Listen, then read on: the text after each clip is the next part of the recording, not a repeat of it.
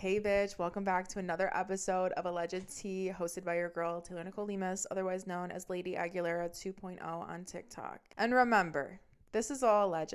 It's all alleged, baby. So, for those of you that don't know, I dated this guy who was probably one of the worst fucking people I've ever dated in my entire fucking life, allegedly. Cutting it really close to Llama Man. Llama Man, welcome to your fucking episode. This is about to be one of the longest episodes that I've had to date because I never publicly shared on social media the story of how I met him besides when I would go live. So the only people that know about this story are my live girlies. Other than that, everybody else is going to be fucking clueless. For those of you that don't know, I started dating this guy that we referred to as the chemist right after Jax, okay? I had gotten locked out of my Hinge profile, and I took that as a sign from God that I need to stay off the fucking dating apps. Somehow the devil came through and unlocked my Hinge profile, and I ended up back on Hinge, and this is where I met Llama Man. We initially called him the chemist because we had so much chemistry, but we have since changed his nickname to Llama Man. So Llama Man and the chemist, same person. We're gonna run by this quick spark notes because there's so much drama in this story. Like literally, bitch, grab all your snacks, grab your dinner, grab your tea, grab your breakfast for tomorrow because this is about to be the longest fucking episode of your life, okay? For the spark notes, I met him on Hinge. He sent me a rose. I was really like I was lining up my roster. I was talking to a bunch of people at the same time. I really was not super interested in people on Hinge, right? He had messaged me, hey, when are you free? Or he was messaging me a couple times. I wasn't responding. I responded like twice. He was like, hey, when are you free? What works best, Friday or Saturday? That Friday night, I was supposed to meet up with a guy and I ended up not meeting up with him and just going to the bar. So I was bored at the bar and I go on Hinge and I see that he had messaged me, what day works better, Friday or Saturday? As a joke, I was like, Saturday night works best. Obviously, it's funny because it's Friday night and Friday night is obviously out of the question if I'm messaging him fucking Friday night. He responds back to me. He's like, okay, perfect. Let's do something tomorrow then. And I was like, okay, awesome. We exchange phone numbers and we end up texting, right? We plan a date. We're going to go downtown to eat. This story is so fucked up. The more I'm thinking about it, I'm just like, oh my God, you don't even know what we're about to get into together here, bitch. We plan a date, whatever. He's like, I'm not really fond of drinking and driving, so I would prefer if we Uber there. Is that okay with you? Because I think we're going to drink tonight. And I'm like, yeah, that's fine, whatever. So I go to a restaurant. He Ubers to the restaurant because I don't want him to know where I live. And then we Uber together to the restaurant. Okay, get what I'm saying? My first initial impression of him, I just want to let you know, is like, oh my God, he gives such good guy vibes. Bitch, how fucking off my radar is impeccable. I need to change the batteries or something because the fact that I was like, oh my God, he gives such good guy vibes is crazy because when you hear what I'm about to fucking tell you. So anyways, we get into the car. He tells me about this tragedy. Within the first 10 minutes that I met him, which I'm not going to say exactly what it is because it's very personal and sensitive to him and his family and I don't really want to get into that. But basically, he had a tragedy that happened to him that had to do with drinking and driving. That's all I'm going to say. Has to do with drinking and driving. It was a tragedy. It really affected him and his family's life, okay? I take it very seriously because I empathize with things like that, you know? And I've never drank and drove before in my life. And I've always respected people that don't do that. I don't condone it. I don't think it's funny. I don't think it's cute. I just don't like it, okay? He tells me that, but that's important. Note that, star that, asterisk that about that thing, okay? So he tells me that, and he's like, yeah, that's why I would prefer to Uber because I don't like drinking and driving. And I was like, oh my God, green flag. That's great. We Uber together. We go to the restaurant that we're headed to, and while we're talking, within the first 20 minutes, now mind you, we are on the expressway, we are in the fast lane, so we're like stuck on the expressway essentially. I say something in the midst of the conversation. Now mind you, the conversation's going great. We're both talking. It's like a really good flow of conversation. Normally on first dates, I'm the one that's like carrying the conversation, so it's nice to have that like roles reversed where he was talking more than I was. So I was like, this is perfect, you know? I said something that gave off my age. He goes, wait, how old are you? And I go, 26. At the time I was 26. And he goes, wait, you're not 28? And now I'm confused because it very much shows on your Hinge profile how old you are. It's not confusing. It's not like it's hidden. It very much, and you pick your fucking age preference. On your age preference, you pick like the youngest age you're willing to date and the oldest age you're willing to date, right? So I'm like, what the fuck? And he's like, you're not 28? And I was like, no. And he's like, wait, how old do you think I am? And I'm like, 28, because that's what your fucking Hinge profile says. He goes, oh, I'm not 28. I go, how old are you? He goes, I'm 31. Star, red flag. Okay. I'm a fucking idiot, but just listen to the story, okay? I'm like, oh, why does your Hinge profile say that you're 28? And he goes, well, I just got out of a 5-year relationship. And when I re-downloaded the app, that was the last time I had the app. So it just saved my age, and I just never thought to change it. I thought it just automatically updates, which, by the fucking way, it does automatically update. He was lying. So sorry, spoiler, he was fucking lying.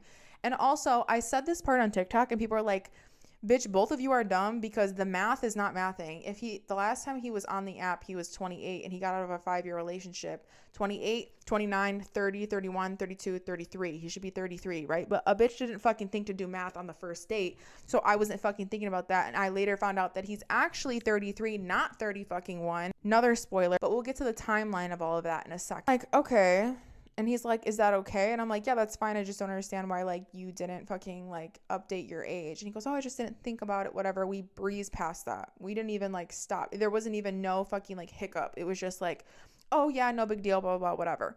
And something he kept saying in the Uber ride, he was like, tell me some kind of, like he wanted me to tell him, like, a secret or, like, something, like, a juicy gossip thing about me. And he kept saying that. And he was like, come on, I'm telling you all this stuff about my life. And I was like, I mean, there's really nothing for me to say. Like, I don't have anything. This is when I found out that he already knew about my TikTok. He's like, yeah, I was wondering why you had so many followers on Instagram. I thought that you had an OnlyFans. And I was like, no, I don't have an OnlyFans. Never would, never will. I just have been popular on TikTok from telling stories. He's like, okay, cool. So we get the TikTok thing out of the way. We go to dinner. Dinner's great. Chemistry is there. Sparks are fucking flying. We have the same sense of humor. We're talking about the same things. Like, we're genuinely, we're on the same page. Like, everything was fine. Minus the little age hiccup, everything was great. Okay. We leave the fucking dinner place. He's like, do you want to go get drinks after this and, like, kind of hang out a little bit more? Do you want to go back home? And I was like, let's go get drinks. Like, you know, the date was going well. We go outside, we get into the Uber, we're laughing, we're joking around with each other. We have, like, these fucking, like, insiders already. We're kind of, like, joking around about a certain thing that happened, and we're, like, adding jokes on top of it. So we're, like, giggling the entire fucking Uber ride, right? The Uber driver was a woman, right? And she's, like, kind of laughing at us laughing, and we're, like, joking around. And then Llama man goes, can you believe this is our first date? And the Uber driver, who's a woman's like, oh my goodness, are you joking me? And he goes, no, I just met her. And she goes, I would have thought that you guys would have been dating for 3 years, at least 3 years. She's like, well, the chemistry is definitely there. Hence the name, The Chemist. This is where that came from. Okay. And he goes, yeah, I've been trying to look for her red flags all night. And then the Uber driver goes, you're not supposed to look for them. They'll just show up naturally. Like, don't look for a problem. Like, let the problem find you, essentially. Right. And he's like, yeah, it's just, like, too good to be true. She's too perfect. Now, what I'm going to tell you is that in the beginning stages when you're dating somebody, and this is me speaking to myself, bitch, because clearly I don't take my own fucking advice, and I'm going to start because I literally can't fucking handle this anymore. But people will tell you who they are in the beginning. How they talk about other people, how they talk about you is how they feel about themselves. So, like, him saying, I've been looking for her red flags all night, that should have been signaling to me I should be looking for his. We end up going to this bar. We're hanging out. We're drinking, whatever. And, you know, he already knew about my social media. And he knew that I worked a 9 to 5. And then he asked how much I make, which I thought this was so odd. This is, like, not a first date question.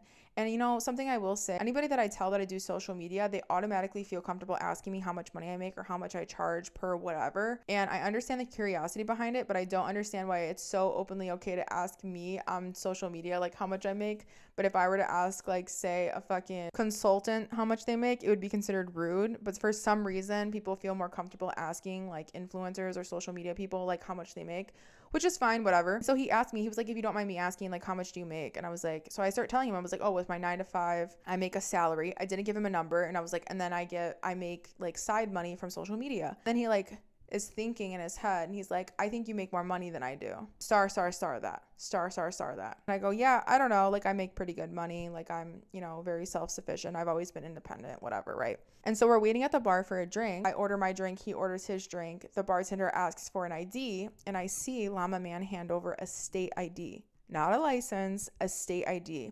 And for some reason, this stuck in the back of my head, okay? I see it, I point it out, and I go, why do you have a state ID? And he goes, what are you talking about? And I go, why do you have a state ID? Why don't you have a license? He's like, oh, it's just easier for me to carry on my state ID than my license, and makes up some quick excuse, and then, like, breezes past that and then changes the conversation. And the conversation was, like, going so fast that I didn't really notice it, right? We have a great time. I'm like, okay, we end up hanging out till, like, midnight or 1 a.m. And I was like, okay, I have to go home because I have to do the next day. And then we Uber home, kisses me goodnight, and then it was great, right? That was date 1. We continue going on several dates, right? It wasn't until date 3 or 4 that I started to notice the Uber thing becoming a problem. It was like, I don't feel comfortable driving, again, because of the whole tragedy with drinking and driving. So, like, it's such a weird thing because it's such a sensitive topic that I don't feel comfortable being like questioning that. So like, I'm not going to question that. And I respect it at the same time. But at the same time, it's like, okay, what's going on? You know what I mean? It wasn't until like date number 3 or 4 where he was like, yeah, I don't really want to Uber all the way downtown. It's going to take forever. It's going to be expensive. Like, and it was almost kind of leaning towards me. And he was like, unless you want to like come pick me up and like we go downtown together. And I was like, why the fuck am I fucking driving? You know, I was getting kind of irritated. So I called up my best friend and I was like, why do I have a feeling this man don't have a car? He was like, just ask him. I was like, yeah, I don't feel comfortable picking you up. Can we just like meet somewhere? And he was like, that's fine. I'll Uber to you and then we'll Uber together again. So we Uber together again. And this is when I decided to ask him like, hey, do you have a car? And he goes, no, I don't have a car. Star. I hope you have your pen and notebook paper out because we're going to have a lot of stars, a lot of red flags, a lot of things that we're going to need to piece together later. Okay. So star that, write that down. Okay. He's like, no, I don't have a car. I'm like, why don't you have a car? He goes, oh, because I used to live downtown with my ex-girlfriend and I lived really close to my office. We didn't have a parking spot. I didn't want to pay for a parking spot. So I ended up selling my car because it made more sense. Okay. That kind of all lines up. That makes sense. He goes, yeah, but we broke up kind of suddenly. It was amicable and I moved back home. You moved back home? Yeah, I live with my dad right now. Oh, and by the way, I'm not 31, I'm 33. Now, it didn't all come out like that. It came over periodically throughout the conversation, but I'm like taking mental notes, right? And I'm like, so this man's 33, he has no car, and he's living at home. But now, mind you, okay, I'm stupid, okay? We all know that. I said that in the last episode. I'm a clinical dumbass, okay? If I ever went to a therapist and I was like, is something wrong with me? Can you prescribe me something? They'd be like, no, you're just stupid, okay? That had just happened to me. So I'm comparing my life to his life. I'm like, oh, I just got out of a relationship, a 1.5-year relationship. I was living with him. I moved out. I moved back home. I have a car, but like, you know, that just happened to me. And I'm like trying to save up for a place. His storyline really matched up with my storyline. I'm like bonding over this shit, right? And instead of looking at it like in a reality standpoint, oh, like this man's 33 and he should have his life established and he doesn't, like what the fuck's going on? You know what I mean? And see, my problem is, but I know what my problem is. I have a savior complex and I like to see the good in people. I'm a huge fucking people pleaser. So I'm over here like, you know, shit happens. Life happens. Sometimes things fuck up. Sometimes you hit a low point, you know? I'm being understanding without realizing like, no, this is how this man is, okay? This is the start of the fucking issue. He tells me all of this and I'm like, okay, like it's your 5-year plan type of energy. And he's like, well, you know, like I've been working at this job, saving up for a car. I'm going to buy a car first, then I'm going to buy a place. But I should have a place and a car by the end of the summer. And I'm like, okay, that's a good plan. I'm thinking he's just at a low point.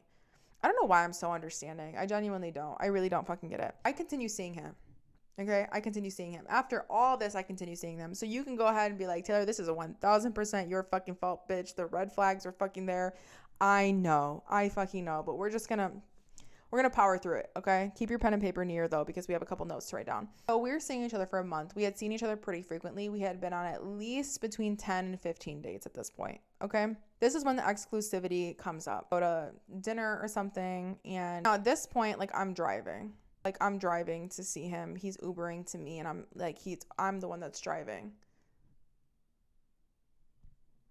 Ew, I hate that. So we go on, like, between 10 to 15 dates. We go out to dinner. We go out to eat. And he's like, this is when he brings up exclusivity. He's like, I got a question to ask you. And I'm like, yeah, sure. He's like, are we exclusive? And I was like, define exclusivity. And he's like, I'm only talking to you. You're only talking to me. Like, we're not seeing other people. And I'm like, yeah, we're exclusive. Like, I'm not talking to anybody else. And he's like, okay, like, I just want to make sure, like, that we're on the same page. And he's, like, super giddy, like a little kid, like, all happy. 10 minutes go by, and he goes, oh, yeah, like, I can't believe you're my girlfriend. And I was like, whoa, hold the fuck up. I never said that you're my boyfriend. If you want me to be your girlfriend, you have to ask me that. You can't just label it as exclusivity and then say I'm your girlfriend 10 minutes later. That's not how that works. He's like, what? What do you mean? And I was like, he's like, you don't want to be my girlfriend? I was like, no, yeah, I would want to date you, but like, you can't just like fucking word it like that. And second of all, like, we've only been seeing each other for a month and a half. Like, I feel like I still need to get to know you. Wow, okay, I don't do well with rejection. Like, I've never been rejected before, blah, blah, blah, whatever, right? Ever since that moment when I basically rejected him, I'm using air quotes, he was like, would not let up on it.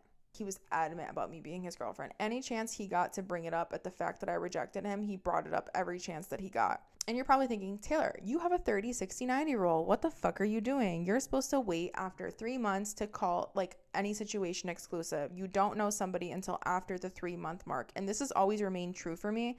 And I broke this rule, right? I'm talking to him because I end up saying yes to being his girlfriend like 3 weeks later, right?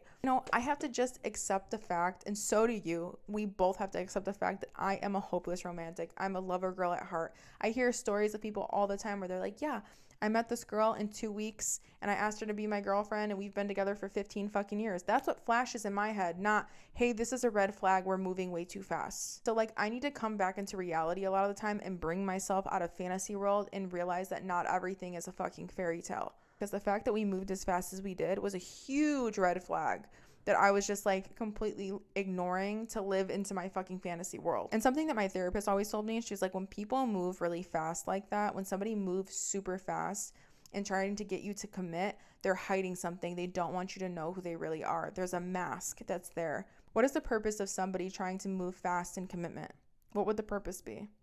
It's because they're trying to hide the fact that there's somebody that they're not, or they're trying to get you to fall faster so they can release their mask and show you who they really are, and you're already fallen so deep that you're not gonna leave. You get what I'm saying? He asked me to be his girlfriend that one day, and then like 2-3 weeks later he asks me again and I say yes. I'm like, okay, fine. I tell my friends about it. All my friends are worried. They're like, Taylor, you guys have only been seeing each other for like 2 months. Why is he rushing to be your girlfriend, like wanting you to be your girlfriend? If he really cared, he would wait. You said no, like you felt like you guys didn't know each other. You think that he would wait on your own time, but he just waited like 2 weeks and was like, okay, I'm gonna try again. It's like, I don't know, like it feels right, it feels fine, me being a dumbass. And it's something that he always said. You know how I told you in the beginning of this that people will always tell you who they are without thinking. Like, just listen to people speak. Listen to how they talk about other people, how they talk about you is how they feel about themselves. If you listen, you can hear it. And I always realize this later. I need to fucking listen in the moment. But he kept saying to me on our first like 6 dates, why are you still here? Why are you still here? Why haven't I pushed you away yet? Right? Like you see the potential in me, right? That's why you're still here. Why are you still here? He must have asked me that like 10 times. And I always thought that was so weird. I'm like, why is he fucking asked me that? Like, obviously I want to talk to you. Obviously I like you. Like, why is he keep saying like, you see the potential in me, right? You see the potential in me. Flag that, write that one down too, okay? We probably have a list of like 7 things right now and we haven't even got to the juicy shit. But now we're dating. Now we're boyfriend and girlfriend, right? Insert the mean jokes. So this started immediately, maybe like a week before we became official. He would have these like, the way he would joke around with me is just mean. Like all his jokes, they weren't witty, they weren't funny, they weren't creative, they weren't clever, they were just mean jokes. One of the most common things that he kept saying to me all the time was the main 3 things that he would joke around about, and I'm using air quotes, are you're a loser. Said that to me all the time. You're a loser, you're a loser, you're a loser. You're not shit. He would say that to me. You're not shit. You're not even shit, Taylor. You're not shit. You think you're the shit. You're not the shit. Because I had a following on TikTok. So he'd call me a loser. He'd say I wasn't shit. And then he would constantly remind me, I got a roster full of bitches. You're my Wednesday girl. Wait till I hit up my Friday girl. I have pretty thick skin, but when it becomes like a cycle where that's the only thing you're joking about, that's the thing you're saying all the time, there's always a little bit of truth to every joke.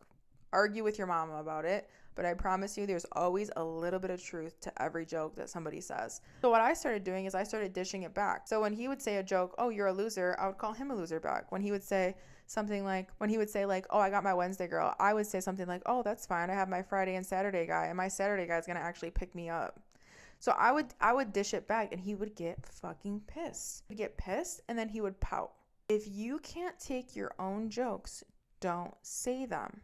Why would you say them if you can't take your own jokes? You know what I'm saying? I will never fucking forget this bitch.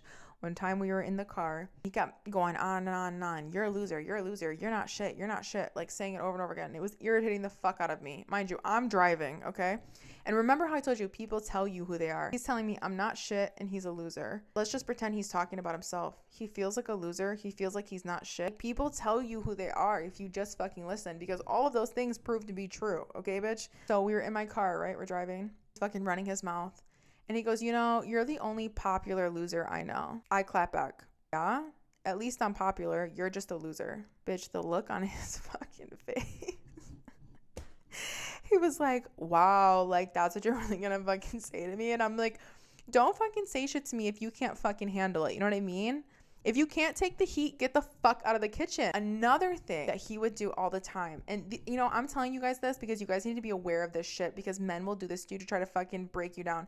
So a lot of people know I'm super confident in myself. I'm super confident in who I am, my being. I'm authentically me. I think I'm beautiful. I think I'm pretty. I think I'm strong. I think I'm mentally strong. I think so highly of myself, right? And everybody knows that. It oozes out of me. I'm a very confident person, right? And something that he kept saying to me all the time is, no, blondes aren't my type. My type is a brown-haired girl with brown eyes and like darker skin. I've never dated a blonde before. I can't believe I'm dating a blonde.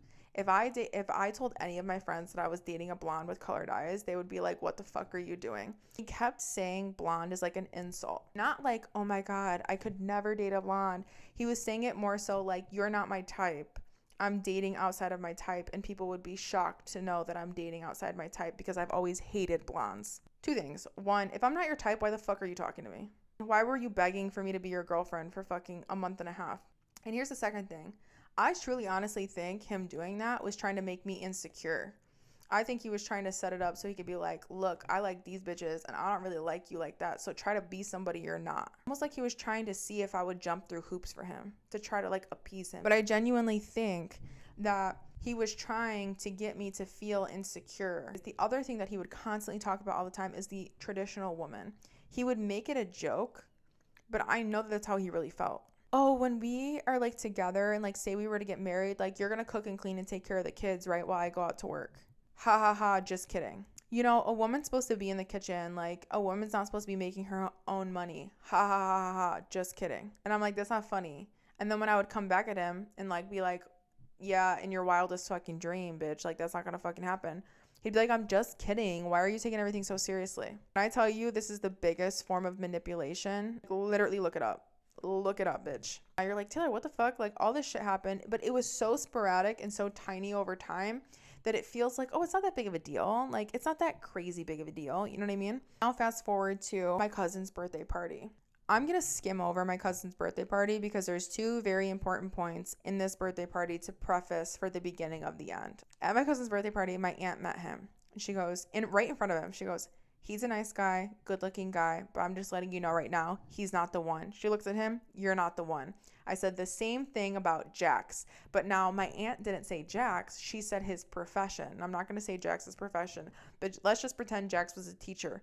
She goes, I said the same thing about the teacher, right? Now, Llama man has no idea who the fuck Jax is. So when we walk away, he goes, what is she saying? What does she mean I'm not the one? Like, why would she say that? And who the fuck is the teacher, right? And he's referring to Jax. And I'm like, oh my God, like, don't even worry about it. It's fine. Like, just ignore it.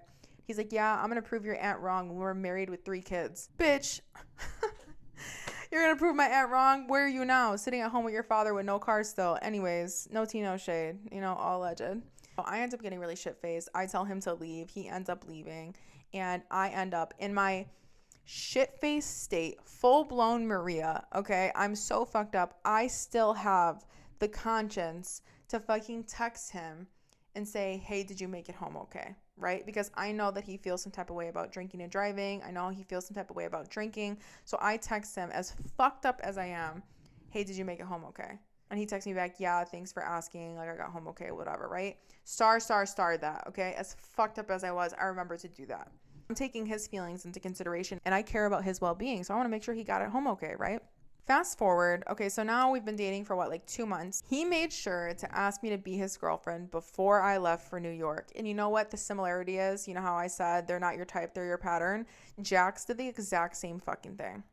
The exact same fucking thing. They all asked me to be their girlfriend before I left for a trip. Every single fucking one of them, okay? I go to New York to visit Kevin. As you guys know, Kevin's my best friend. We've been best friends since I was 16. Kevin now lives in New York. I go to visit Kevin. The first night I went out, now we hadn't established any type of relationship boundaries or anything like that, okay? The first night I go out, I text him throughout the day. 10 o'clock rolls around, me and Kevin go out. I end up going MIA till the next morning. Now, how I say karma's a real bitch. Karma's fucking real. Remember when Jax did that to me? and I fucking freaked out and thought that he hooked up with somebody else, and that started the beginning of the end of our relationship, essentially. Yeah, well, this happened to me, except the flip version. Okay, so karma's real quick with me. She teaches me my lessons within the next relationship. I don't have to wait years to learn my fucking lesson. Karma and me were like fucking besties. Oh, in this situation, I went out with Kevin. I wake up 5-6 in the morning, and I end up texting Llama man, hey, so sorry, I went out, I got fucked up, I forgot to text you. He's pissed, right? Now, I'm coming from a place of understanding because I was in the same position he was in, literally my last relationship, and I was pissed off when Jax went MIA, right? So that's where I'm comparing these two relationships, and I was like, fuck, he's gonna be so mad. He FaceTimes me, and he was like, yeah, like, what the fuck was that? Like, you just went MIA, blah, blah, blah. I don't appreciate that. And I was like, yes, I'm so sorry. I apologize. I addressed the situation. I was like, I'm not going to do that. So he says, this is the rule that he created, okay? I'm going to be so fucking blunt with you. He said, I would appreciate it if you let me know that you got home okay. I care about your safety. I care about where you're at. That was the premise. Either text or call me that you got home okay. That was it. I go, I completely understand that. I will do that. I'm sorry I didn't do that. Blah, blah, blah, whatever. Fast forward to the next night. 10 o'clock rolls around. I go MIA for a little bit. 3 a.m. I get home. I text Llama man, hey, I'm home. Sorry I didn't call earlier. We just got home right now. We got food. Have a good night. Talk to you in the morning. The next morning I wake up. Llama man is pissed. You didn't talk to me the entire night. This is what I like to call moving the goalpost. It's setting up an expectation, and then you think you're doing the right thing, and then moving the goalpost. So no, you didn't fulfill what I asked for. I want more. And you keep doing that so you get like basically what you want, essentially. So the premise of it, the boundary and the expectation was text me or call me when you get home. And I did that. But then the next day I hear, no, that's not what I wanted. I wanted you to check in with me every hour. The fact that you didn't think about me or text me between the hours of 10 and 3 in the morning shows me that you don't care about me. You're not even thinking about me. And to be completely honest, no, I wasn't fucking thinking about you. I'm out with my friend. I'm in New York. I'm drinking. I'm having a good time. Why the fuck would I be thinking about you? And so he's like, I want you to check in with me. I just thought this was like a test. I wanted to see if you would be thinking about me.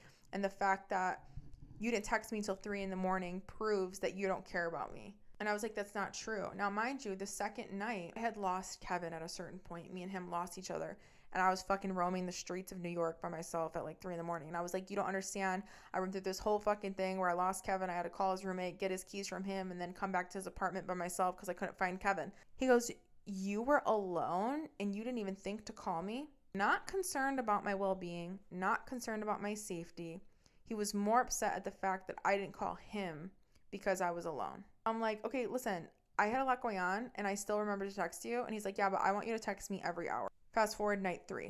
Night 3, I'm like, okay, he wants me to fulfill these fucking requests. So I text him every hour. I call him every other hour. He's happy. He's satisfied. I'm annoyed now. I'm like, now I feel like my trip is revolving around me fucking updating you every 5 fucking seconds. It's annoying. Like, I don't want to have to fucking call you every 5 fucking seconds. That same night, right? I end up losing Kevin for a second time, right? And now I really can't find him. So I'm like, okay, the time that he fucking yelled at me, he told me I should call him. Tell me why I'm calling this man fucking 2 a.m. and he's not answering me and I'm alone and I'm by myself, right? And I'm like, what the fuck? Now, mind you, when I didn't call him and I went MIA, he fucking milked that shit. He wanted me to apologize a million fucking times for the fact that I fucking didn't answer, or for the fact that I didn't text him and I went MIA for 6 hours. He milked the fuck out of it. I had to hear about it all fucking day for 2 days straight, right? Now, I finally do call him at 3 in the morning. He don't answer. I called him 3 times. I texted him like 4 times. He doesn't answer. The next morning he wakes up and I'm like, what the fuck? You told me to call you. You told me you were so pissed off at the fact that when I was by myself, I didn't think about calling you. Now here I am calling you in a state of emergency because I need help and you don't fucking answer after you threw a fit about it for 2 fucking days. What the fuck is that? He flips it on me and goes, how are you losing your friend 2 nights in a row? Who are you actually with? Accusing me of cheating. And I'm like, how is your thought process ending up there? Again, not caring about my well-being. More so like, who are you there to visit? Who are you there to see? How is it that you're losing your friend 2 nights in a row? You must be with somebody else because your friend wouldn't just leave you by yourself. Your friend had to have left you with somebody. You're definitely with somebody. And I was like, you know what? I'm not going to take this argument down that way. If you genuinely think that I was fucking cheating, or you think you're accusing me of that, you're questioning my character, just fucking break up with me now. Let's just end this now, because I'm not going to have somebody come for my character, because everybody knows it's not who the fuck I am. Cut that shit out right now. So if you think I'm cheating, if you're accusing me of cheating, let's just end this relationship right now. Then he reels it back in. No, I wasn't saying that. I wasn't saying that you were cheating. I was just saying it's just odd that, like, you know, you lost your friend 2 nights in a row. So basically the trend here is that he would say something and then be like, no, I didn't say that. I said this. So, like, for example, him saying, like, for me to text him at night, right? To text him that I got home. And then the next day being like, no, I didn't say that. I said for you to, like, check in with me. It was like, yeah, he did say that, but then he would, like, twist it and be like, no, I said this. And I'm like, what the fuck? You didn't fucking say that. Anyways, we end up making up. You would think that that would be, like, a huge, glaring fucking red flag in the wind. Like, hello, Taylor, don't move forward in this situation. This is fucking terrible. You guys shouldn't be arguing like this in the first week of you guys dating, right? But no, I'm a dumbass. Remember that. And so we continue on with the relationship. I end up coming home. The day that I landed, I sleep over at his house. The next day was 4th of July. He had known about these plans. For 2 weeks, I had told him, my aunt's having a party. They're having a family party for the 4th of July. My best friend's having a party for 4th of July. We are going to both parties. If you would like to come, you're more than welcome to come with me. If you don't, if you have plans with your family, you're more than welcome to go. Okay? Okay. Cue the fucking 4th of July party, okay? Now, I'm not going to throw around the word narcissist here, but just know that narcissists are known for ruining holidays. I sleep over at his house. I wake up in the morning and I'm like, okay, so the plan is I want to leave my house at 2 o'clock. I do not want to come and pick you up because it doesn't make sense for me to drive that way. So either you get ready now, you leave with me, and then you wait while I get ready and we leave together, or I leave right now, you have time to get ready, and then you'll Uber to my house, and then we'll leave at 2 o'clock, and I'll drive there. He goes, you don't have to worry about how I'm going to get there. I'll get there. I'll get there, Taylor. I'll be there. Don't fucking worry about me. Just worry about yourself. I'm like, okay, well, I'm just letting you know I want to leave at 2 o'clock, and I'm making it so abundantly fucking clear that I am not picking you up. Okay, that's fine. You don't have to worry about me. Okay. Fast forward. I get ready. It's 1:30, 1:45. Hey, where you at? Ubers are so expensive by my house. Can you just come pick me up? No, I specifically told you I'm not picking you up, and I told you I wanted to leave at 2 o'clock. From his house to my house, it takes like 25 minutes. And I was like, now you're going to be late. He's like, well, all the Ubers are taking forever. The wait's like 15 minutes. And I'm like, this motherfucker. So I go on fucking Uber to see how long the wait is. I put in his address to my address, 3-minute wait. And I'm like, and I screenshot it and send it to him. And he's like, I'm not using Uber, I'm using Lyft. And then he screenshots me a thing from Lyft saying that the Uber's 8 minutes, or the Lyft's 8 minutes away, and it's like $15. Meaning that it's going to take him 40 minutes to get to my house. Meaning that we're not going to leave at 2, that we're going to leave at 2:45. He's like, so would you rather wait for me 45 minutes or just come get me in 20 minutes and then we could just head over there? I specifically fucking told you that I'm not picking you up and that I wanted to leave at 2. Yeah, but I was getting ready and I lost track of time, blah, blah, blah, whatever. All fucking bullshit, because you know damn well if he had to be at work for a very important fucking meeting with his boss, that he would have timed it out correctly to fucking get to the meeting at 2 fucking o'clock. Would he not? Bullshit. He just wanted me to fucking pick him up. He didn't want to spend money. I end up going to pick him up. I know, bitch. You're like, bitch, you folding ass fucking bitch. You folded like a fucking lawn chair. But in my head, I thought I was doing reverse psychology. I thought he was trying to get out of going. So I was like, yeah, I'm going to fucking trick you and fucking pick you up to get you to go. Just stupid shit. Okay. The mind games were fucking out of this world. He gets in the car. He's all excited. I'm fucking pissed. I'm like, listen to me. I've been in this situation before with my exes before where I would take them to a place that they didn't want to go to and they'd be pouting, throw a fit, and they'd complain the entire fucking time, or they'd wait until we leave and then they would start fucking complaining about the fact how they didn't want to go. I don't want to be in that situation. I don't give a fuck if you don't go or not. I don't need you to come. I want you to come. There's a difference. Now, mind you, he was sick too. He had and when I mean sick, I mean he had a fucking cold, okay? A man fucking cold. That's all he had, okay? He goes, no, I want to go. And I go, okay, I don't want to hear a fucking complaint from you. All you have to do is show up, have a good time. Everything else is taken care of. But if you're going to be a bump on the fucking log, don't come. You understand that? And he goes, no, I want to go. And I go, okay, you can come. But if I hear fucking complaints out of you, you're going to fucking piss me off, because I would rather you not come if you're going to be a fucking baby. No, I want to come. I want to come. I want to come. Okay. Okay. He comes. He goes, actually, I would like to make your life a little bit fucking easier. And I'll drive your car for you so you can drink and you don't have to leave your car anywhere. Because again, with the whole drinking and driving thing, remember that. Asterisk that. So he drove my car to my best friend's house, allegedly. Asterisk that. Show up to my best friend's house. We get there. He's not this super confident, funny, loud, outgoing guy that he was with me. He's quiet. He's meek. He's mild. He's not really talking to anybody. And the first thing that he says to my best friend when we walk in is, how much is she paying you to be her friend? She's so annoying. I don't even understand how she has friends. How is she so popular on TikTok? She's such a loser. This is pissing my best friend off. I'm not hearing this because I'm talking to other people. My best friend's like, what do you mean, how much is she paying me? I've been that bitch's best friend since she was fucking 13. We're in it for life. She's my writer, right? My best friend's getting pissed. Me and my best friend go in the house. She goes, I don't like him. I go, why? She goes, every time he makes a joke about you, it's insulting. Anything that comes out of his mouth, it's to put you down. He's never bringing you up, putting you in a positive light. He's constantly insulting you, even if it's a joke. And I go, yeah, I know. I don't really know what the fuck to do with him right now. He's already fucking irritating me. Like, he's pissing me off. We hang out at my best friend's house. I knew that my best friend wasn't going to have vegetarian food for me because my family had already cooked a shit ton of vegetarian food for me. So I told her I wasn't going to eat at her house. I was going to eat at my aunt's house. She goes, okay, no problem. And so I had a small plate of pasta salad, super small. I feed Llama Man. I make him a plate because that's what you do for your fucking guests, right? I make him 2 plates of food. He eats it. I'm drinking. He's like, don't worry. He's not drinking. He's like, he's going to drive. We leave my best friend's 4th of July party, right? And go to my aunt's house. We're at my aunt's house. We have a good time. He goes swimming. He's playing with the little kids. I'm hanging out with my family. Everything is great. I make him 3 more plates of food. Okay. So mind you, he's had 5 plates of fucking food and I've had 1. Okay. I had 1 plate of food at my aunt's house because all the drinking made my stomach full. And so I only had a burger and some side salads, right? He's like, hey, I think we should get going. I have work tomorrow, blah, blah, blah, whatever. So we get into the car. We're driving home. I'm still kind of lit. And I'm like, fuck, I have to get up so early tomorrow. I need to sober up. And I didn't really eat a lot. So as we're driving back to his house, okay, in my car, I see a Burger King. And I go, God, I'm so hungry. I'm like, pull over at Burger King so I can grab some food. He goes, ugh, are you kidding me? We just left a place where you can eat.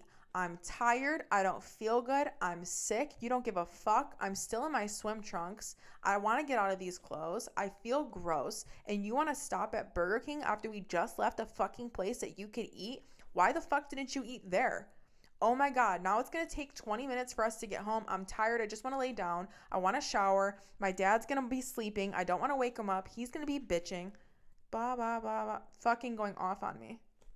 All because I said I wanted to go to Burger King and I wanted to eat. After this man had fucking ate food that I fed him, he ate 5 fucking plates of food, right? I get quiet.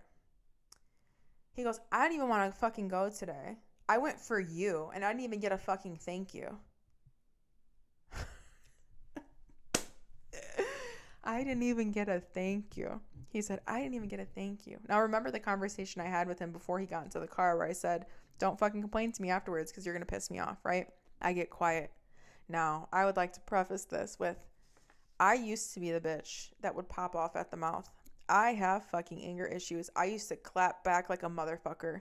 Like, you say one thing to me, my mouth was fucking running. That's one of my biggest problems. Even my mom says it to this day. She's like, your mouth will always get you in trouble.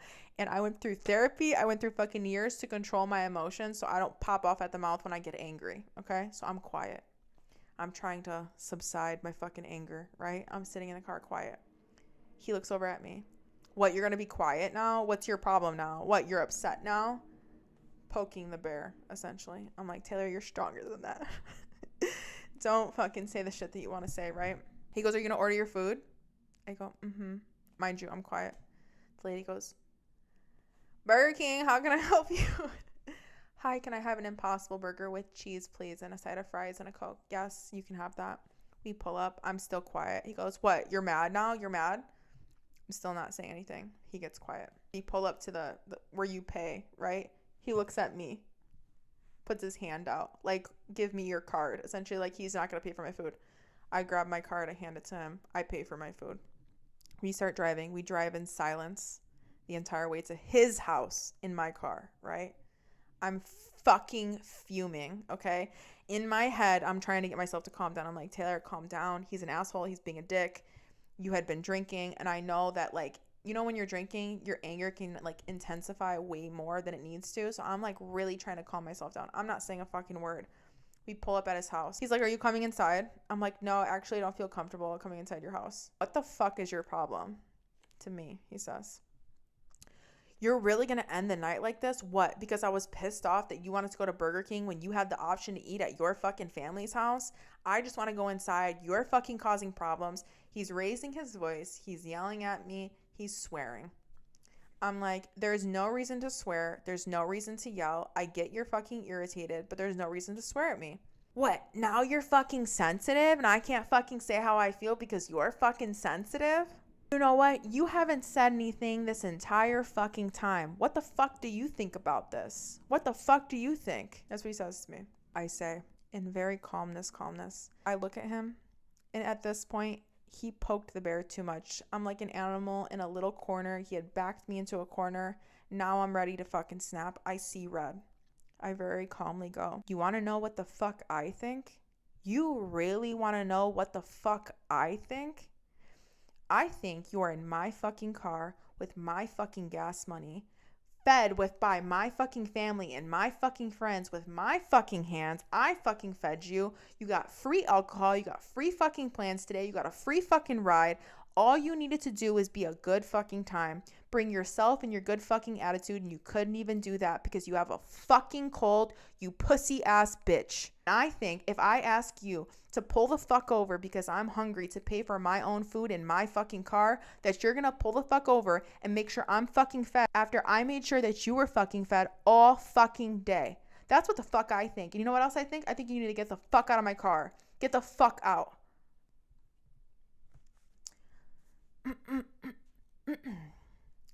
Obviously, I didn't handle that with grace, but I was fucking pissed, to say the least. I was fucking pissed. How dare you tell me that I'm not allowed to get food? I'm not allowed to be fed after I'm paying for it and you're driving my fucking car? You're out of your goddamn fucking mind. He goes, yeah, that's what the fuck you think? That you want me to get the fuck out? And I was like, you want to know what else I think? I don't know who the fuck you were dating for 5 years, but you must have been dating some weak ass bitches because I'm not the one or the fucking two where you're going to sit here and tell me what the fuck to do in my car after you're not even going to pay for my fucking food. Get the fuck out. Get the fuck out. He gets out of my car. He's pissed. Now I'm raging. Now I stayed quiet for too long. You pissed me off. I'm at the point of no fucking return. I'm running my fucking mouth.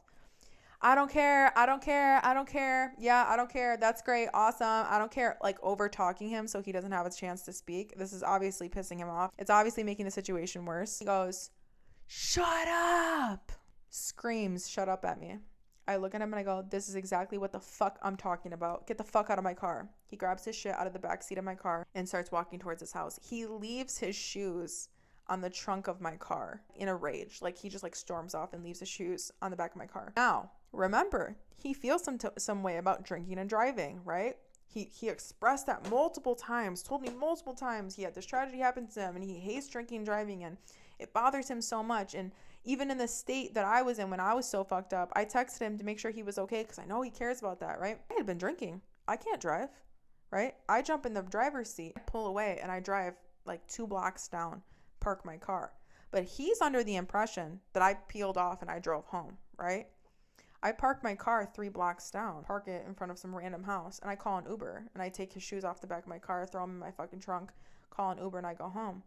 And I go, this motherfucker thinks I drove right now.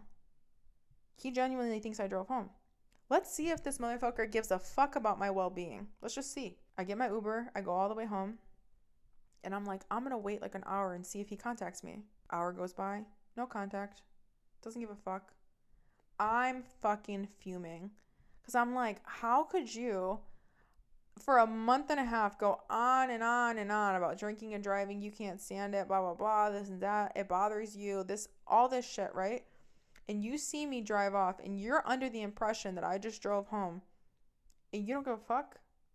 Now, I'm not gonna tell him that I parked my car 3 blocks over. I'm not gonna fucking tell him that. I want him to think that I drove home so I can see how he genuinely feels, right? Mind you, I don't condone drinking and driving. I never will. I never have. I don't like drinking and driving. I don't like anybody that thinks it's funny or cute. It's not. You put other people's lives at risk and you put your own life at risk. It's not funny. It's not cute. I don't think there's ever a circumstance where you should ever drink and drive. You could kill somebody. I end up texting him and I can't believe that you didn't drink all day. So you're sober right now. You saw me drive away. You saw me drinking. You knew I was fucked up. You knew I was upset. And you don't even have the audacity to text me to make sure I made it home safe.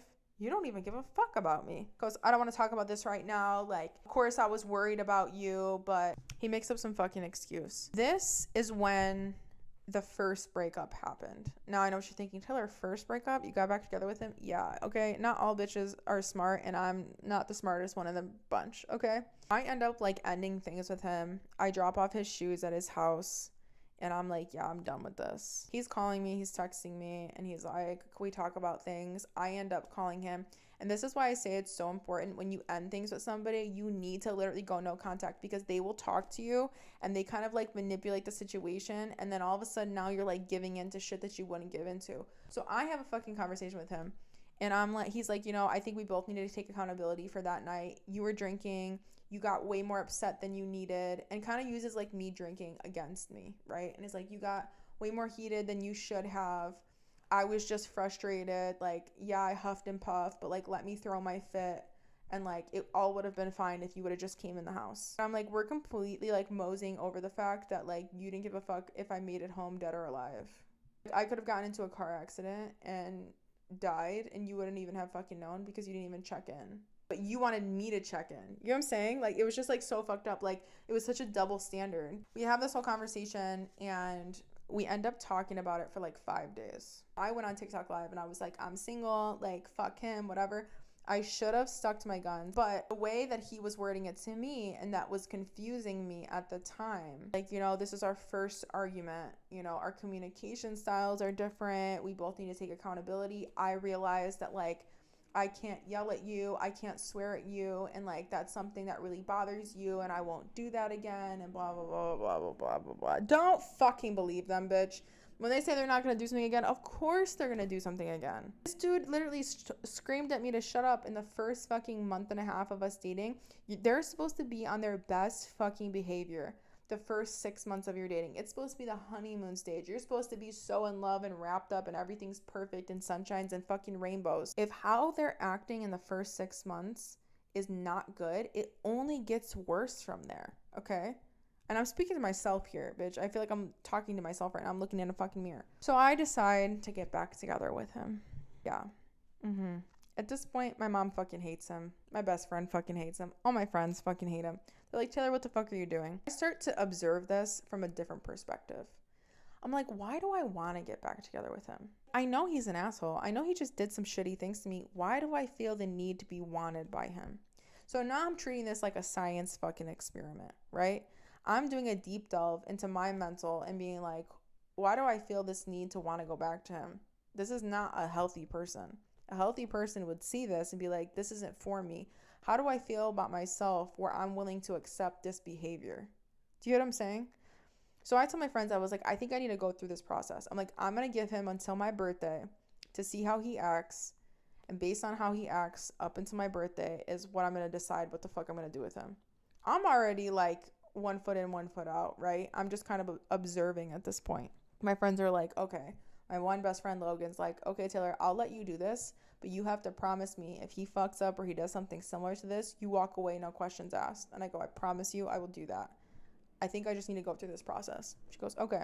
Cue the necklace birthday fucking story. Oh my goodness. If I could ever have a moment of time back into my life, it would be this moment. And I wish the moment I knew. So this is a learning lesson for you guys. The first time that they fuck up, leave. Because what I'm about to tell you is what happens when you don't leave, okay? We're learning from me, okay? I hope I'm teaching you guys something in the process of me fucking my life up, okay? So my birthday rolls around. For the next 2 weeks, he's on his best behavior. He's communicating so well. He's hearing me out. He's calling me. Like, everything's sunshine and rainbows for the next 2 weeks, all the way up into my birthday.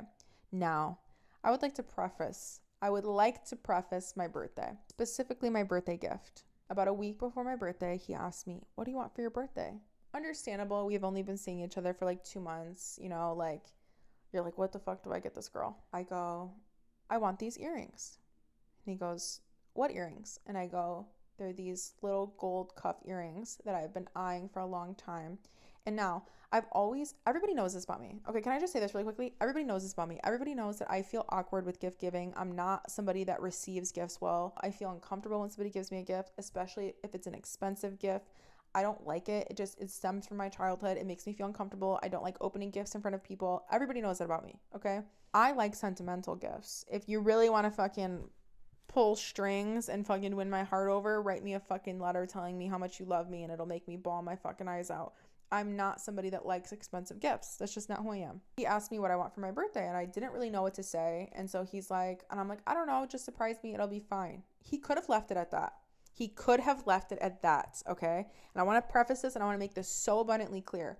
If I said that, I said, you could get me whatever, it'll be fine. And he goes, okay, and he got me whatever, it would have been fine. But what he did next is the reason why what I'm about to tell you created such a huge problem. He goes, no, can you just give me an idea of what you want? Just tell me what you want and I'll get it for you. Just tell me what you want. And I go, okay, well, I've been eyeing these earrings for a while. I really want them. These little gold earrings with like little gems on them. They're so cute and they're from this place. And he goes, how much are they? And now I'm like, oh shit, I feel uncomfortable. I don't want to tell him how much they are because to me they're expensive. They're like $200. Like $200 for earrings. What the fuck are we doing over here? And so I'm like, I don't know. Like, and I felt uncomfortable telling him. And I'm like, he's probably gonna be like, oh, those are so expensive. You know, we've only been seeing each other for 2 months. That's kind of an expensive gift to get somebody, you know? And so I go, they're like $200. He goes, are you joking me? That is the biggest insult you've ever said to me. I'm confused. Insult? What the fuck is he talking about? And so I'm like thinking that they're too expensive, right? And I'm like, what? What do you mean? And I'm like, well, you asked me what I wanted. He goes, you think I'm going to get you a $200 gift for your birthday? That's something I would get you like on a random weekend when I feel like spoiling you. That's not something I would get you for your birthday. That's way too cheap. What do you think I am? Cheap? Do you think I'm broke or something? That's such an insult. You just insulted me. I go, oh, okay. I'm like, well, that's what I want. That's the only thing I could think of. Like, I don't want anything else that's more expensive than that. You have a Louis bag? I don't think you have a Louis bag, right? No. I feel like you're a girl that would have a Louis bag. You should I'll get you a Louis bag or maybe like a purse or something. I'm like, okay. He's like, would you want a purse? And I'm like, well, I don't really carry like big purses. He's talking about like that checkered fucking Louis bag. You know what I'm talking about? That one that everybody has.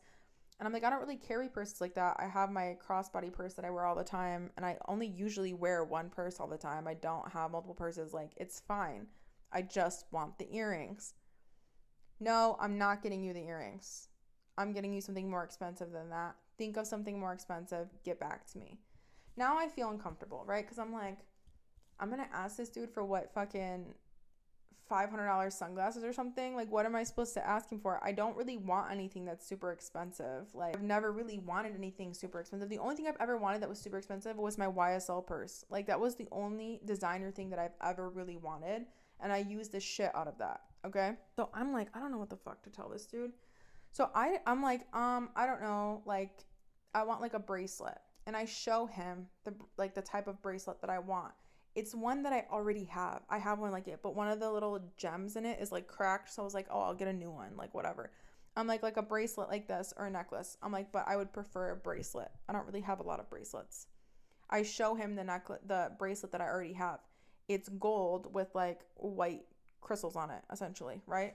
So I tell him that, right? And he's like, okay, perfect. Fast forward, my mom ends up getting me the earrings that I wanted, and I show him, and I'm like, oh, look, my mom got me the earrings that I wanted, blah, blah, whatever. Okay, so now that we've prefaced that he set that bar really high, right? You can imagine my utter fucking surprise when he hands me a gift on my birthday in front of my entire family, and I open the gift, and it's a silver cross necklace. Now, I know what you're thinking. Taylor, you ungrateful fucking bitch. Fucking accept the fucking necklace. There's so many things wrong with this, right? Why set the bar high if you can't reach it? Right? You could have said it on the floor. You could have said it like, but why have this grandiose fucking, I'm going to get you this fucking huge thing, this big thing? Why set the expectation so fucking high if you can't reach it? You should have just left it at the earrings. I said $200 and I thought that was expensive, but you said, no, $200 is cheap. I want to buy you something more expensive than that. But no, you wanted to set the bar higher than that. For what? To get me a fucking Kohl's necklace? I'm going to show you the necklace. Those listeners on Spotify that aren't looking at the screen, please look at the screen now. This is the box it came in, okay? So you're telling me, please tell me that this is the box that something that costs more than $200, something comes in. Something that costs more than $200 comes in a box that looks like this, okay? We're going to take off the top of the box and I'm going to show you the outer portion of the box. This is the outer portion of the box. Now, would I have done something like this, nitpicking the fucking box, if he just gave me this on a whim? If we didn't have any discussion about a birthday gift and he just handed me this, I would have been so grateful for it. I'd been like, oh my God, thank you so much. Like, it's so cute, whatever, right? But because he set the bar as high as he did, I am now in a place where I get to judge the gift. This is the necklace. Here's the fucking necklace, right? So when I open the gift, I'm kind of shocked. You made me pick a different thing than the earrings, and I said a bracelet, and you show up with a necklace. Like, everything was just so confusing because why do that? Like, why fucking do that? You know, it doesn't make any sense to me. I play pretend and go, oh my God, thank you so much. Ha ha ha, kiss, kiss, hug, hug. I open everybody else's gifts. We start moving the gifts into my bedroom, right? He's helping me. We move the gifts to my bedroom and I have him alone now. And I go, I can't believe that you got me a silver necklace. He goes, what? What do you mean? I go, everybody knows I wear these exact same 2 necklaces every single day. Like, I always wear these 2 necklaces. I never wear any other necklace. One's a cross and one's an angel. I'm like, and the story behind these is that my mom gave me this gold cross because she gave me a silver necklace, but I no longer wear silver and she wanted me to wear something that me and her have. And my grandpa gave me this necklace, so I never take them off. I'm like, the only time I ever take them off is if I want to wear like my tennis necklace that I have to match with an outfit. Other than that, I never take them off. Every time I've been with you, I've always worn these 2 necklaces.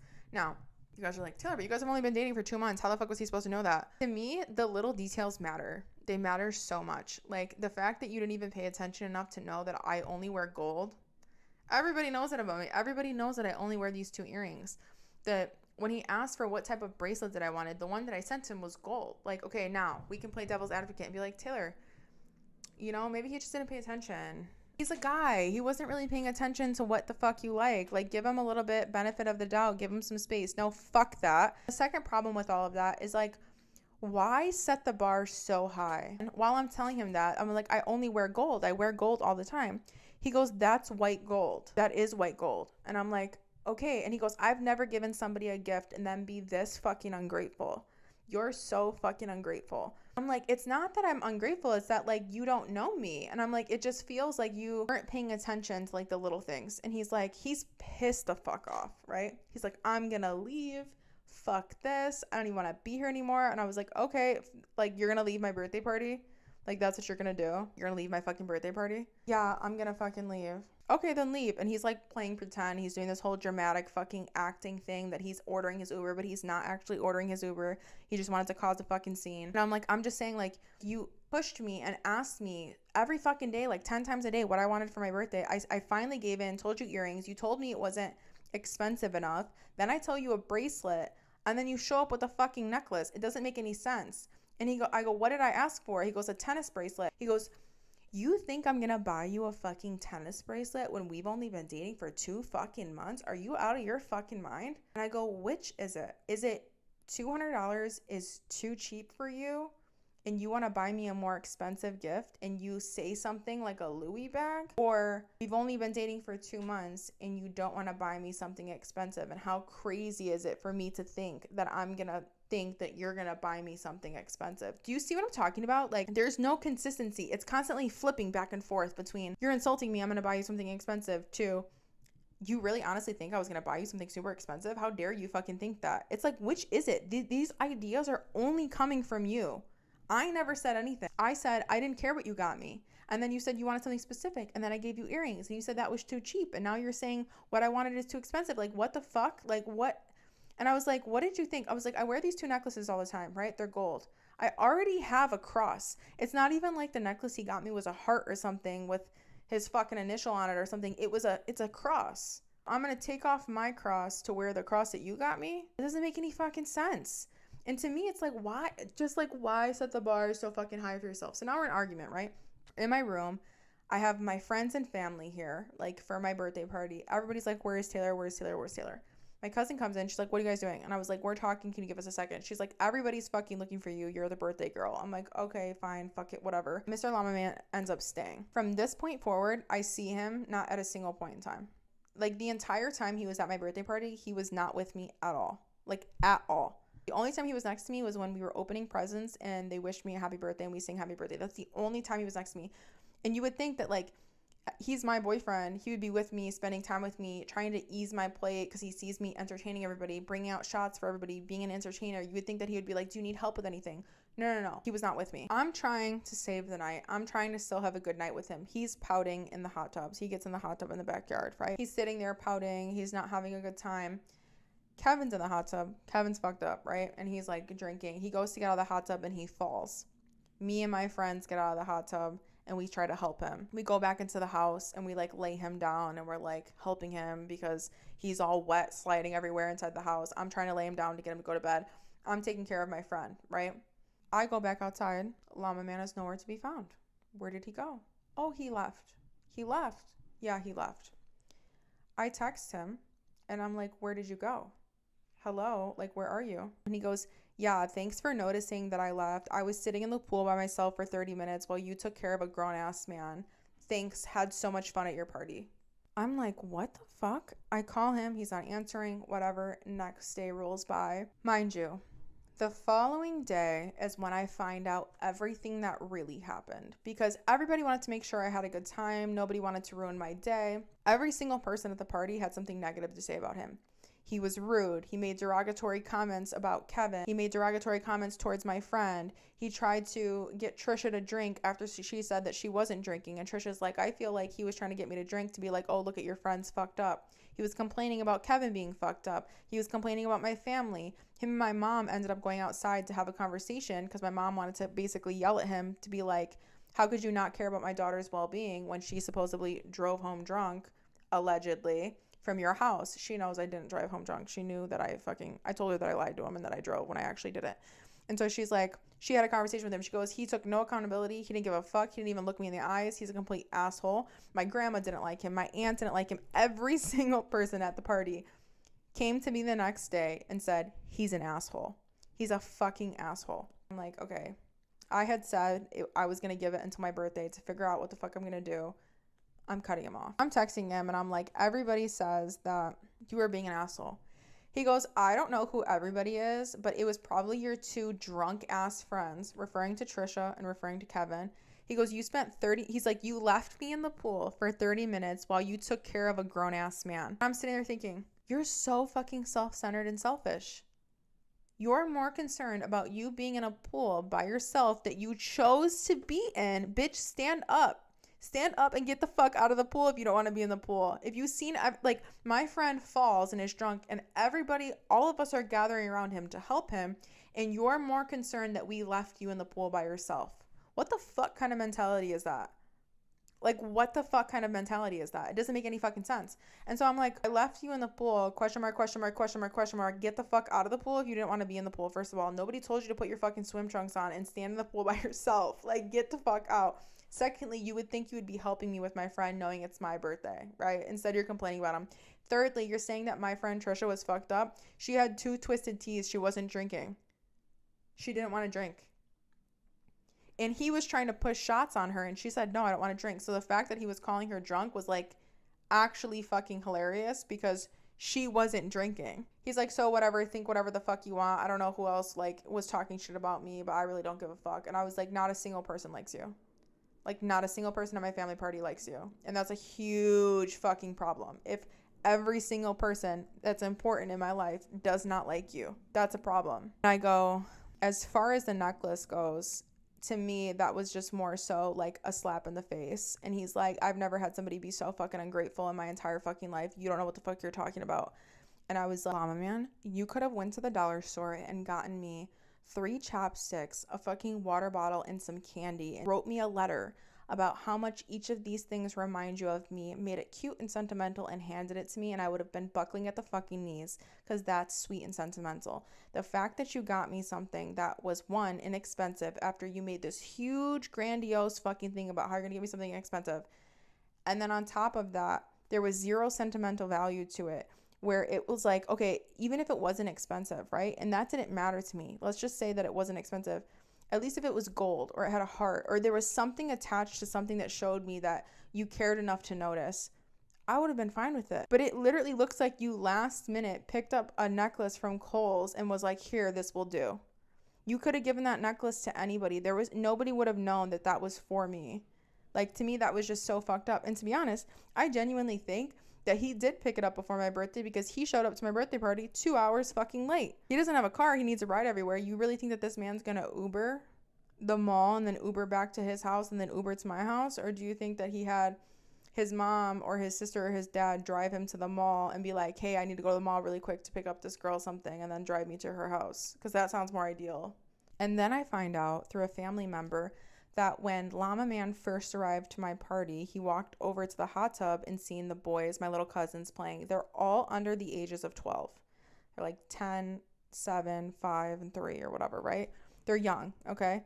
And they're like, hey, get in the pool. And they splashed him, and he screamed at them, what the fuck? Really loud. Thought that nobody was standing next to him. Saw my family member and then tried to play it off as like, haha, I'm just kidding. And then my family member later came up to me the day after the party and said, yeah, when that happened, I saw that, and I was like, that was really aggressive and really fucking uncalled for to yell at children like that when you don't even fucking know us. You're barely introduced to the family and you're yelling at little kids. What the fuck? Like, what the fuck is wrong with you? Him and I start having this argument, and he's like, listen, I don't give a fuck, like, whatever, like, and we're arguing back and forth, right? And I was like, I kept bringing up the necklace, and I'm like, he didn't understand the necklace, and I was trying to explain the necklace. I go, I always wear gold. Like, I'm trying to explain to him, I always wear gold. And he goes, you dumb fuck, you fucking clown. It is gold. It's white gold. Don't let that wholesale shit get to your head. Now, for those of you that don't know, I'm starting a jewelry business, and I've been working on it for the past year now. He knew that. He knew that I was getting into that. So he was basically using that as an insult to being like, you don't know what the fuck that you're talking about. And to bring something like that up into an argument means that it must have bothered you prior to the argument. Why are you bringing up the business that I'm starting in the middle of an argument? It makes no sense. That must have been bothering you prior. Like, why is that in your subconscious? You know what I mean? And I was like, yeah, fuck this dude. Then I go on a fucking rant on my TikTok live. Are you ready for this? Because it doesn't end there. It does not end there. It does not end there. I go on my TikTok live. I start fucking talking my shit, right? And allegedly, remember, alleged. This is all alleged. I find out. Now, remember all those stars that I told you to write down? Please bring out your notes, okay? I find out, allegedly, he's been evicted 3 times, allegedly. He has a suspended driver's license, allegedly, due to alcohol, allegedly. And he spits on his ex-girlfriend. Now, allegedly. Now, you're probably wondering, Taylor, what the fuck do you mean he spit on a girl? I have a girl come forward. She messages me and she goes, hey, I just want to let you know my friend dated him back in like 2016, 2019. And he told her the exact same story that he told you. He said that he was in between leases. He just broke up with somebody and had to move back home. And he didn't even have a car then, allegedly. And he tried to get her to be his girlfriend within the first month of them dating. She said she wasn't ready for that. And he goes, okay, can we meet up in person? She was trying to basically cut it off. They met up in person. He spit on her, called her a bitch, said fuck you, and left. This all happened like 5 years prior to me, and he still didn't have a car then. And then I find out that he was evicted 3 separate times dating back to like 2010. allegedly. Now, this is all public information, and I was sent proof of everything. And so now here's my question. Remember on 4th of July when he drove my car to my best friend's house, trying to take the weight off my shoulders, allegedly? Had we had gotten pulled over at any point in time for him driving my car on a suspended driver's license, my car would have been impounded and I could have went to jail, allegedly, because he has a suspended driver's license. When I find all this information out, I chose not to text him or message him and let him know that I knew all this information, because I don't know what this man is capable of. I didn't know about any of this information at all until the end of our relationship. At the end of the relationship, when me and him were arguing, and I was like, maybe you should try Tinder next time. I don't think Hinge is working for you. And he was like, he literally responded, I've always been good with women. You don't have to worry about me. Fast forward as a full circle recap, I then find out maybe like 2 or 3 weeks ago that he's been asking about me, wanting to know what TikToks I'm posting about him, wanting to know if I'm still talking about him, what I'm doing. He's still wondering. So Mr. Llama, if you're listening to this, if you're wondering what I'm doing, I'm thriving. I'm doing well. I'm definitely going to be making a very successful jewelry business. So I'm actually worrying about my wholesale shit while you're still figuring out how to get your license back, allegedly.